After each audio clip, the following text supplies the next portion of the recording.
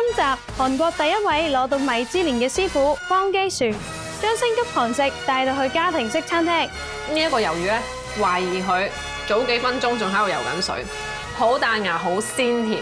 白隊晉級嘅曹銀珠師傅，優雅細緻嘅料理手法，每一道菜都好似幅畫咁啊！簡單嘅料理，但係佢可以演變到咁樣嘅 presentation， 盡顯大師功架。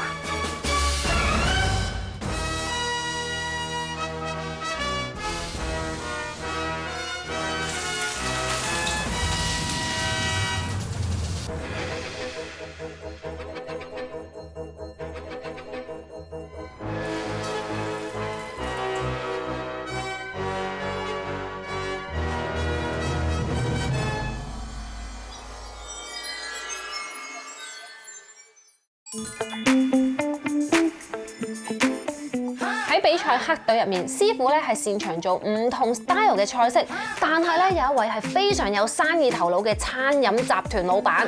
我哋而家要去嘅呢一間，本身就已經係非常受歡迎嘅韓式小菜連鎖店。喂，你睇下呢兩份，話係賣 top 3嘅嘢喎，一年賣超過30萬份啊！估唔到係呢個鵪鶉蛋同埋海帶係最好賣嘅。其實係好基本嘅小菜嚟嘅，但係我覺得咧，可能正正因為佢係大部分嘅家庭咧最需要、最日常食到嘅小菜。咁個汁甜甜地嘅，甜豉油，但係好基本屋企嘅味道，媽媽味，好餸飯。呢係海帶絲，佢芝麻油個味好香。係喎，我自己個人咧好中意食海帶絲，呢個啱晒喎。有少少中華沙律嘅感覺。冇錯。係啊，但係佢同埋佢一啲又粗又幼啦，唔同嘅質感咧，令到嗰個咬感更加好。我係知啦，嗱呢間店咧有成200款呢啲韓式小菜嘛。如果咧我有一個韓國老公咧，我就日日買5款翻去，跟住咧擺落自己屋企碟度，同佢講我整嘅，掂唔掂？掂唔掂？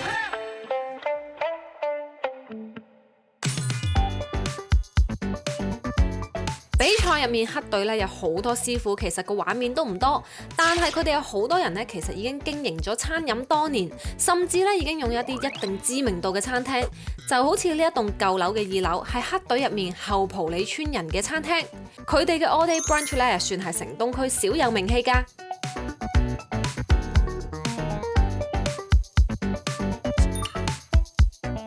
呢一道咧係一個香菇牛肉意粉嚟嘅。佢咧完全係冇吝嗇過啲肉啦、啲餡啦，爆汁啊，勁多，有啲驚喜。呢一道菜咧有少少嗰啲中餐嘅感覺，即係平時咧我哋食菇嘅時候咧，可能釀啲肉有少少嗰種味啊，釀冬菇嘅感覺啦。但係咧佢成個質感咧係好滑㗎，因為佢將啲香菇醬啦，跟住將啲牛肉咧，然後撈埋一啲金針菇油一齊，所以你一入口咧係好香嘅菇菌味啦。然後牛肉咧又好緊要喎，即係佢令到啲菇菌味 match 翻啲牛肉咧係冇咁素啊嗰陣味。個面咧有啲白松露啦，亦都有啲溶溶地嘅斑馬神芝士，成個味道食落去咧係超濃郁、超香。好，試下呢一個牛扒先。嗱，呢一個牛扒咧，佢個底咧擺咗一種叫做花生南瓜醬，極有興趣。我想試一啖呢個醬先，好得意喎，好滑好滑嘅南瓜醬。另外真係食到少少花生嘅鹹香。呢個牛咧，佢係真係又係沾滿咗醬汁。呢一個醬汁都好特別嘅，叫做焦糖洋葱胡椒醬。哇！呢個醬食落去好香啊！咁成個肉質咧，因為佢係牛側腹嘅位置，就係連接牛胸同牛腹嘅位置啦，所以呢一部分嘅牛咧，其實佢就脂肪唔係好多嘅，佢咧係會有少少筋膜嘅，食落去咧整個肉質咧係非常嫩滑，好香濃嘅肉香味，跟住再加埋呢個醬咧，因為其實你一路咬咧，佢一路嗰個肉咧係鬆鬆嘅咁樣，好似每一啖汁咧都攝咗入去嗰個肉嘅紋理入面，整體甜甜地，但係又有胡椒嘅香，幾好食，幾好食。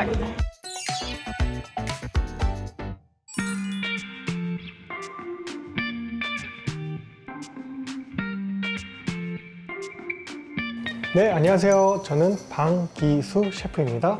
方基樹，白隊嘅20位資深師傅之一。佢咧係韓國第一位攞到米芝蓮1星嘅主廚。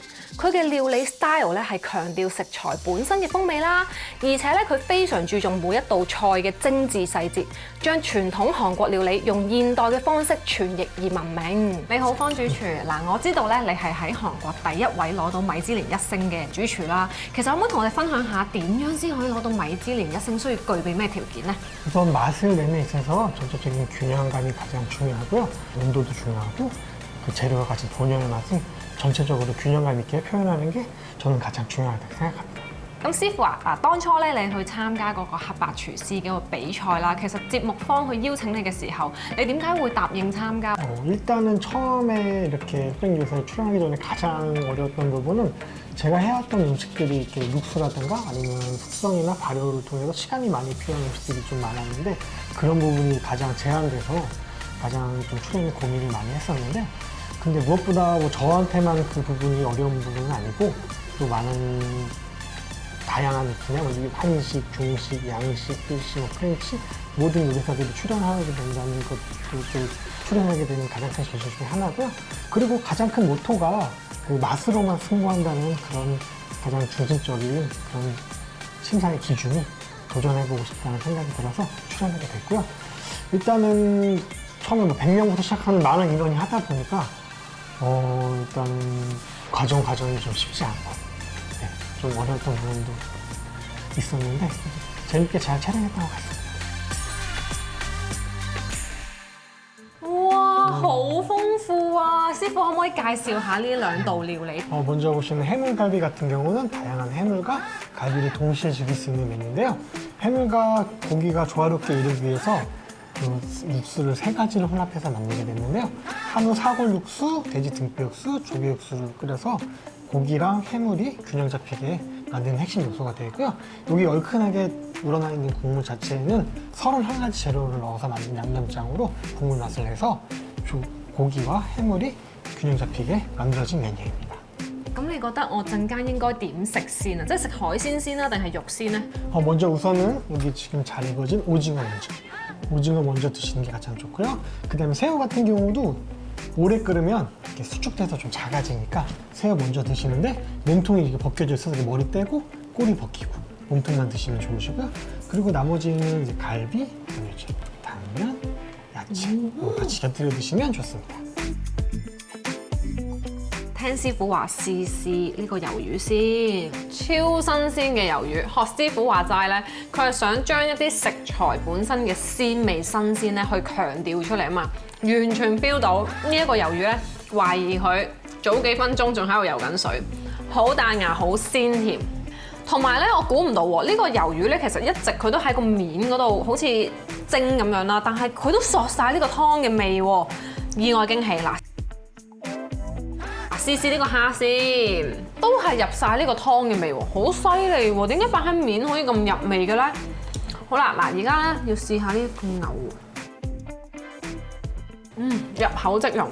本身個牛咧，其實佢有調味，已經覺得好正。拔一啖湯，再加一啖牛咧，係令到成個質感咧更加 soft 啊！我好中意呢個湯嘅味啊！而家直情真係要滗一碗嚟飲，哇！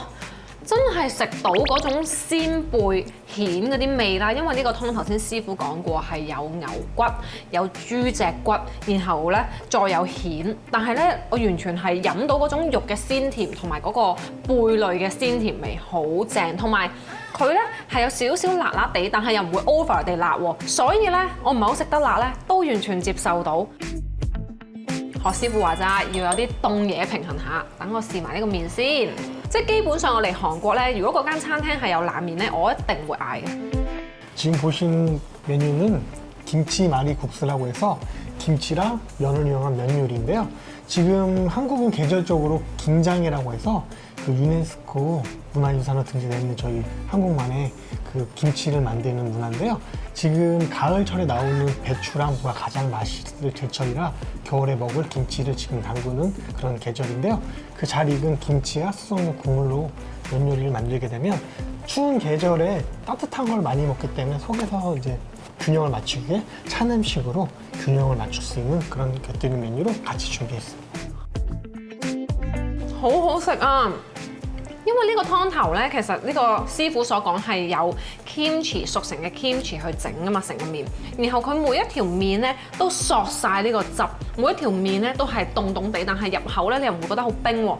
咁同埋咧，我本身好中意食呢啲韓國嘅所有冷麵咧，就係因為佢好 Q 彈，即係佢比起我哋喺香港食嘅麵咧嘅澱粉質會重少少，所以咬上去咧係好有咬勁咧，超中意呢個質感。咁另外咧，嚟韓國啲餐廳有樣好咧，就係就算你嚟呢度，淨係嗌一碗麵，冇嗌呢個鍋咧，都係一樣有咁多前菜㗎，哇！完全係超正。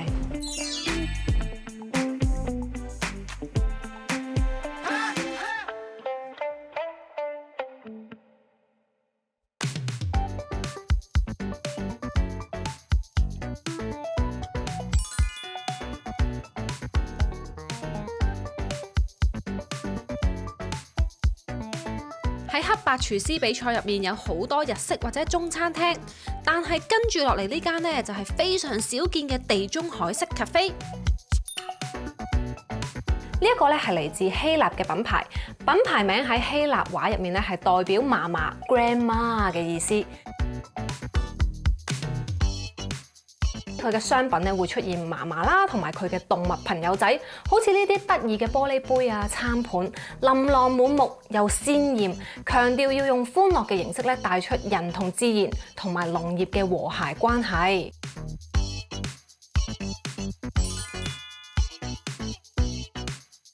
我就想用呢一個 pita 嘅餅夾住呢啲鷹嘴豆泥。除咗可以夾，亦都可以擺喺上面。其實咧，我本身咧就唔係好中意食鷹嘴豆泥嘅所有嘅食品嘅，但係呢一個咧係有少少令我 impress 嘅。我覺得佢咧食落嗰個質感咧，好似係啲花生油好多醬，即係有好多油逼出嚟咧，嗰個質感係好 smooth 啦。同埋呢個鷹嘴豆泥咧，可能佢中間咧加咗好多麻醬，所以食落去咧食唔到嗰種傳統嘅豆味，反而佢個麻醬香味咧係比較大咧，所以成件事食落去咧，你又覺得哇，好正喎，幾好食喎，完全改觀嘅感覺喎。再試試呢個橄欖蒜片嘅意粉先，哇，好簡單嘅一道意粉。呢度橄欖油咧，嗰啲橄欖全部都係嚟自希臘嘅農場入面嘅。同埋咧，如果唔夠嘅話，你係隨時可以再加。佢係超級入味，因為睇佢樣咧，好似好清咁樣，以為佢冇乜味咧。哇！但係咧，佢係有啲蒜香味啦、炒香過嘅味啦，同埋呢個橄欖油本身嘅香味咧，全部入晒個意粉入面。哇！都真係幾好食喎，因為有時啲意粉我覺得冇咁好食，就係即使佢有好多意粉醬啊，但係嗰啲汁咧只係掛喺個面，但係根本個意粉入面冇味嗰啲，我就覺得麻麻地。但係呢一個咧完全唔係，佢全部味咧係滲晒落去，而且個意粉嘅質感咧本身都係好 Q 彈、好煙韌，哇，好好食啊，充滿油香。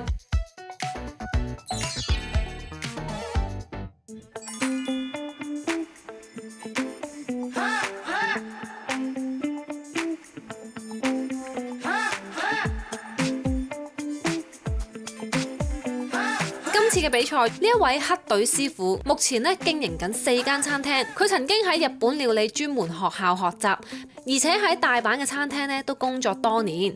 當時黑白廚師呢一個比賽製作單位咧都係有鑑於佢喺日本料理上面嘅專業而請佢參賽。師傅好驕傲咁提到，當時比賽咧佢所做嘅甜椒肉丸受到白評審嘅極度讚賞。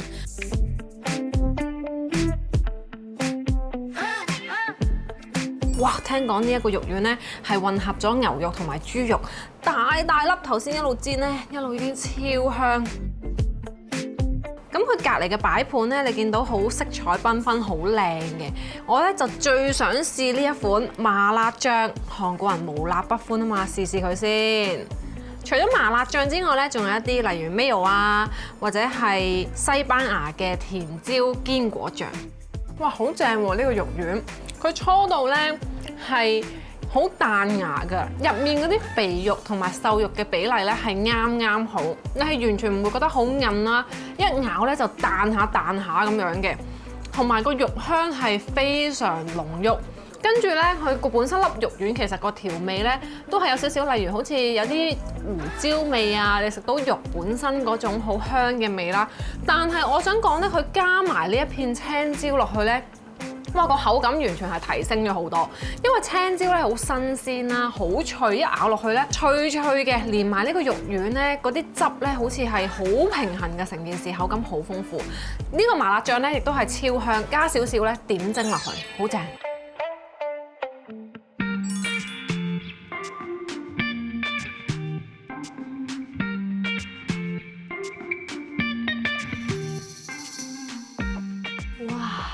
美景好靚喎！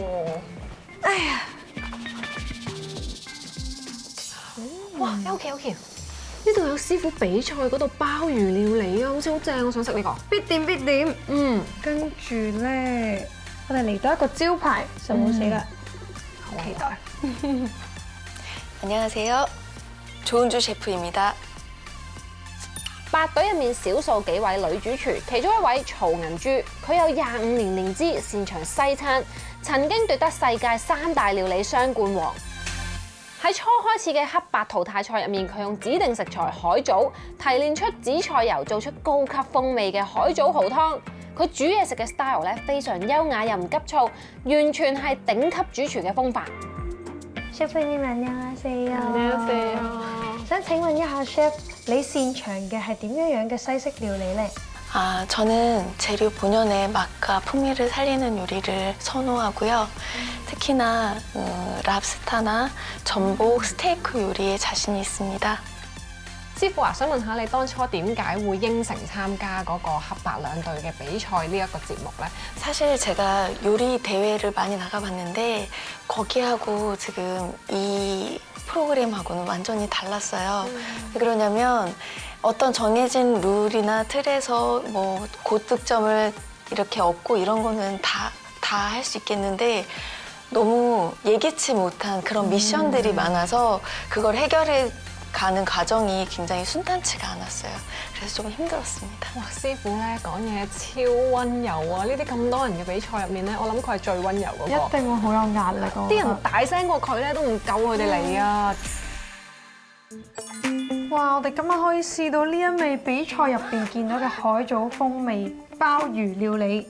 매생이 굴국밥이라고 들어보셨어요? 네네. 네, 남해 쪽에 매생이가 많이 자라는데 미역하고 비슷한 거예요. 그런데 그것을 이제 굴하고 같이 먹는 우리나라 음식이 있거든요. 매생이 굴국밥이 매생이 요리 중에 제일 맛있는 거예요. 그걸 양식풍으로 조금 바꿔보자라는 생각에서 만들어진 매생이 풍미의 전복 요리입니다. 네, 아래로는 굴크림이 깔려 있고요. 위에는 부드러운 전복과 그다음 매생이 오일이 뿌려져 있어요. 係咁飲呢一個紫蘇油嘅湯，好好食咯。同埋咧，綠色嘅部分咧就係佢所謂用呢個咩星兒，即係海藻咧去熬出嚟嘅汁。我覺得佢咁樣 mix 埋一齊好香啊！我覺得鮑魚咧佢嘅料理手法咧令到佢係爽口啊，所以咧當佢配上呢一個有少少帶油性啲嘅汁嘅時候咧，又好夾啊！佢唔會話淨係覺得好滯或者點樣。係啊，仲有佢加咗少少奶油，即係你估佢唔到奶油、紫蘇油再加海藻嗰個味，原來係咁正咯。所以呢一道菜咧，雖然佢賣相其實都好簡單，但係我覺得佢背後花嘅心思咧係真係唔怪之得佢過關，好犀利。再嚟試下呢一個招牌先，佢有龍蝦啦，有章魚，嗰章魚係成條咁樣擺喺呢度。係咯，同埋佢個 presentation 都係好靚咯。其實咧，我會覺得咧，就好似出邊個景，一條條嘅橋咁樣咧，跟住再搭上五光十色嘅首爾嘅夜景嘅感覺。我覺得咧，呢個主廚咧講嘢咁温柔啦，其實佢內心可能係有好多浪漫嘅想像咧。呢個就係佢嘅創意，佢嘅作品，所以都好符合佢嘅人設啊。 돌문어 랍스터 전체의 요리입니다. 이것은 겨울밤의 아름다운 풍경을 모티브로 해서 만들었어요. 연인 고객이나 특별한 추억을 만들고 싶은 고객님에게 특별 이벤트로 선사하는 전체 요리입니다. 其實咧 ，chef 佢有提到咧，佢好中意咧帶出嗰啲食材本身嘅鮮味。喺呢一道菜就真係完全體現到出嚟。個章魚咧，佢烤完之後，佢嗰個鮮味，佢嗰種鹹味咧唔係你加咗好多調味料去調製出嚟，而係哇你會食到嗰種大海嘅味道。你個章魚咧 mix 埋呢一啲谷芋泥一齊食係一種味啦，但係我估唔到再食完個章魚食個龍蝦咧，個龍蝦係真係完全勁有驚喜，因為佢下面咧係有啲 cream cheese 啦，而且佢 cream cheese 下面係有啲吉喺度啦，但係佢個龍蝦入口嘅每一啖咧，你都係會感受到嗰個好清新嘅吉味咧，同啲 cream cheese 一齊咧，令到佢同章魚咧雖然擺埋同一碟，但係兩個完全唔同嘅味咯。跟住我又覺得佢側邊呢啲白雪咁樣咧，松露味啦，值得睇得。同埋係好有心思咯，即係一個好簡單嘅料理，但係佢可以演變到咁樣嘅 presentation， 我覺得即係好有趣，盡顯大師功架。繼續食。10分사랑해요。下一集，白隊嘅金道潤師傅示範咗佢係點樣靠煮麵攞到米芝蓮1星，仲公開咗佢引以為傲嘅風乾室添。我哋頭先咧睇到嘅風乾食材其實只係一小部分。佢同呢個魚本身帶出嚟嘅鮮味咧，好夾，太好味啦！定係食嘅時候都覺得係勁 fresh 咯。黑隊營度嘅人氣烤雞店竟然有 hidden menu，大家要咁講，chef 先至會整俾你食嘅。